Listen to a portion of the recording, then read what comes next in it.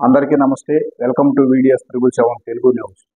Railway కోడూరులో bus stand circle నందు ఏర్పాటు చేసిన బారిగేళ్లను తొలగించిన కూటమి నాయకులు హర్షం వ్యక్తం చేస్తున్న వాహనదారులు, రెండు చేతులు ఎత్తి దండం పెట్టిన అంబులెన్స్ డ్రైవర్, రోడ్డును ఆక్రమించుకొని ఏర్పాటు చేసుకున్న దుకాణాలను తొలగిస్తే సగం పై వరకు ట్రాఫిక్ సమస్య తొలగినట్లే అంటున్న మేధావులు, అక్రమంగా దుకాణాలు రోడ్లపై పెట్టుకున్న వారి దగ్గర ముడుపులు వసూలు చేసుకుంటున్న వారి నోట్లో మట్టి కొట్టినట్లు చేసిన కూటమి నాయకులు అంటున్న విశ్లేషకులు. వివరాలను పరిశీలిస్తే అన్నమయ్య జిల్లా రైల్వే కోడూరు నియోజకవర్గం స్థానిక పట్టణ కేంద్ర నడిబొడ్డున ఉన్నటువంటి సర్కిల్ నందు హైవే రోడ్డు రూల్స్ కు విరుద్ధంగా బారిగేళ్లను ఏర్పాటు చేసి అంబులెన్సులను సైతం నిమిషాల సమయం వృధా చేసుకుని తిరిగి వచ్చేలా చర్యలు తీసుకోవడం హేయమైన చర్య అని,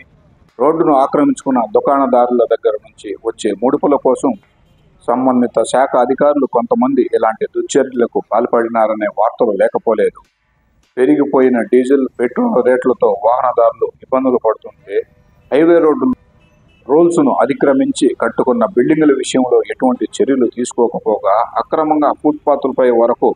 చిరు వ్యాపారస్తులు తోపుడు బండ్లను ఏర్పాటు చేసుకుని ప్రజలను ట్రాఫిక్ పరంగా అనేక రకాల ఇబ్బందులు పెడుతున్నారని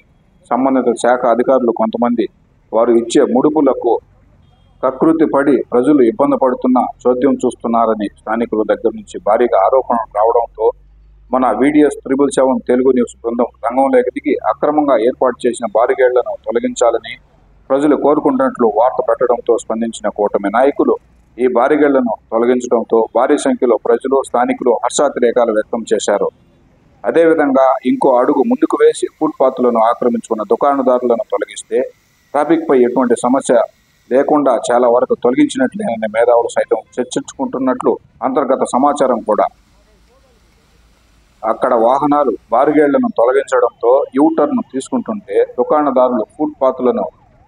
దాటి రోడ్డును ఆక్రమించుకున్నందువల్ల కుడి చేతి వైపు తిరుగుతున్న వాహనాలకు మరో పక్క వెళ్లిపోవాల్సిన వాహనాలు ట్రాఫిక్తో నిలబడిపోవడం మన ఛానల్ ద్వారా ప్రచారమయ్యే వీడియోలో చూడవచ్చు. బస్టాండ్లో ఎటువంటి ట్రాఫిక్ సమస్య ఉండకూడదని అధికారులు, నాయకులు నిర్ణయం తీసుకుని ప్రజల కోసం పాటుపడినట్లయితే PMR కాంప్లెక్స్ దగ్గర నుంచి RR కాంప్లెక్స్ వరకు ఫుట్పాత్లపై వరకు ఉన్నటువంటి దుకాణాలను తప్పక తొలగించాలని, అదే తూర్పు దిక్కున ఎటువంటి రక్షణ లేకుండా ఏర్పాటు చేసిన ట్రాన్స్ఫార్మర్ దగ్గర అరటిపండ్ల దుకాణాలను కూడా తొలగించాలని,